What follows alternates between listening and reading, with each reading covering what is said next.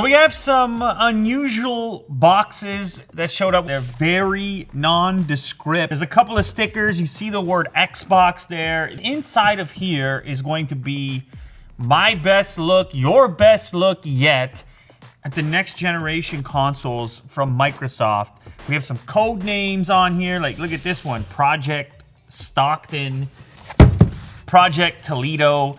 It's important to note these are kind of, they're non-functional. That's the reason the boxes are so light. I want to see the form factor, especially, actually, I might be more interested in the little guy. We got all the details recently on Series S. We just found out that it's going to be more affordable than a lot of people thought. But anyways, let's kick it off with the big boy first. I'm guessing that's in this box. And then we'll compare the two and give you a sense for scale. Maybe I'll compare them to some other things around here so you guys can get a better idea of what to expect when these actually become available. Starting it off with Project Toledo. It's not like a leak or something like that. These are actually from Microsoft. So this is the official final design of each of these units. And actually, even this one is smaller than I thought. Looking at it in pictures, this will be your Series X. Now, I've been talking about this shape on Lou Later. I called it a rectangular prism. Others said, Lou, don't you remember primary school? It's called a cuboid. You could call it either. Those are acceptable terms. I've never heard cuboid in my life. It's a real thing. Would you check out this cuboid? Whoa, cool. That is much smaller than I expected. I was a bit concerned when I saw the initial images. I was like, how do you put that thing underneath a TV in an actual entertainment kind of, or what about even on a desk? It was a little bit strange, but it's actually not that huge. And when you consider the horsepower they've been able to pack in here, it's borderline impressive. And I mean, of course, we're gonna have 12 teraflops of power, and I'll take as many as I can get. So you've also got the super fast NVMe SSD in there, 1 terabyte of storage compared to 512 on the other unit. So yeah, it's gonna have a tremendous amount of power, the most power ever in an Xbox, and an unusual form factor. It has this large base down here on the bottom, so it can stick and stand like that. But I also noticed straight away, you do have feet on it. So yes, you can lay it down. Now, I don't know what type of furniture you're dealing with, whether or not you can find a good spot for that, but I think some users will actually go this way with it, and it appears that Microsoft is telling you you can because you have feet on that side of the unit. Now, the way I'm handling it, yes, it's lightweight. The components are not on the inside. That's important to know.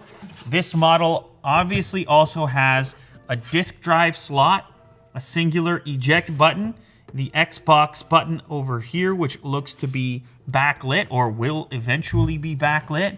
There looks to be some kind of a sync button for your controllers. Also a singular USB Type A port on the front. A little bit of Xbox branding up here. And then as we flip it around to the back, we have 2 more USB Type A with the SS indicator above there. We have storage expansion as well. If you need more storage than the 1 terabyte that's baked in, you have a network port for your Ethernet. There's an HDMI out, and then your power connection in that section right there. So that kind of rounds out the visual appearance of the Series X. Now let's go ahead and compare the arguably as exciting, maybe more exciting to some people, Series S, which we just got all the details for this one, just got uncovered. Project Stockton. And originally the renders kind of had this thing as an actual cube, but it turns out it's also some type of prism, and it is tiny. Now, I don't know what this is meant to compete with. Of course, it doesn't have the horsepower of the Series X, so maybe it goes up against something like the Nintendo Switch, or maybe it just pulls users away from Sony because the entry price point on this is set to be $299, which is, incredibly affordable for a next generation console of any kind. Keep in mind, this model is going to be targeted at 1440p gaming up to 120 frames per second, as opposed to the 4K target of the Series X. But I think for a lot of users that may be okay given the price discrepancy, $299 and $499. The GPU will be different, however, the processor will be the same, and the storage will be a little bit different. There's a few small differences, but ultimately, I can see this being very attractive for a number of buyers. I mean, look at the scale of it. You could put that anywhere. You barely even notice it. Now, people have made a bit of a meme of the design, saying that it looks like some sort of a laundry machine or something like that. I don't mind it. Black and white, Stormtrooper look, couple of different simple shapes. You do have a legitimate USB port on the front, similar to the other one, and also a sync button, likely for the controller. The Xbox button, which again appears to be backlit. This vent on the top of the unit. I flip it around to the back side. We have our Ethernet port. Once again, 2 separate USB Type-A ports, HDMI, storage expansion, and your power connector. Now this one has feet on the bottom side, so it can be upright like this next to the Series X, and you can just tell how tiny it is when you compare the two. I mean, it's pretty wild, in fact. It's almost, you could get 4 of these guys. At least 3. You could definitely get 3 of these guys into there. And then you also have feet down on the bottom here, so you can lay it down, which again, I think this is how most people end up using it. And when it's like this, I think, I'm gonna pull out a controller just so you can see the scale. It's like 2 controllers wide and it's 1 controller deep. This thing is tiny. You can place it anywhere. You could even travel with it. You could go to your pal's house and easily fit that into a bag or a backpack. Well, I guess you could do it with either. Yeah, so it probably makes sense as well to do a quick scale comparison against a PlayStation. This is a PlayStation 4 that's been kicking around the studio for a while. There's been many versions of this, but this is one of the popular ones in terms of scale. So typical PlayStation 4, and you can see how that measures up next to the Series X. From a volume perspective, obviously it's much deeper.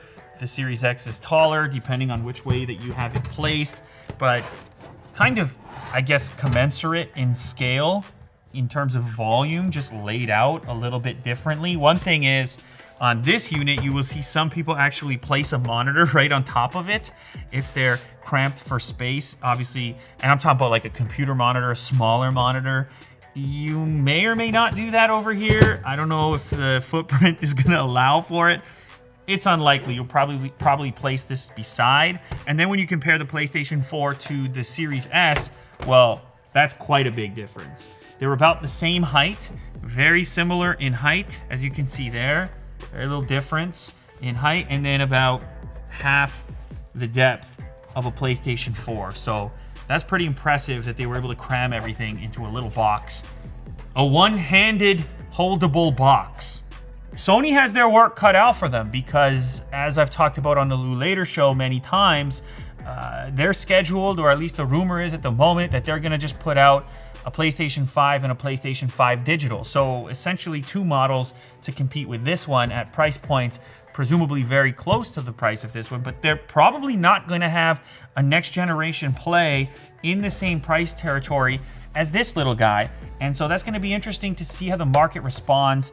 Everybody, there's a lot of cost sensitivity right now, and I think this is going to be a bit of a win for Xbox to have a $299 option this holiday season. And it actually goes one step further because, of course, Microsoft is launching their Game Pass stuff, and the word right now is that there's going to be some sort of financing way in which you can buy either of these along with Game Pass, and the number that's being floated around right now is $25 a month for this one with Game Pass, and that's, of course, access to hundreds of titles, or $35 per month with access to Game Pass if you want the more advanced console. So some pretty interesting stuff happening in gaming. The other thing to mention about Game Pass, if you have that subscription, it's not going to be exclusive to your Xbox. It's working on other platforms. You can play on Android with one of these controllers or some other controller. So it's a pretty cool deal and an interesting way to think about gaming. I'm not sure how they're going to do it all.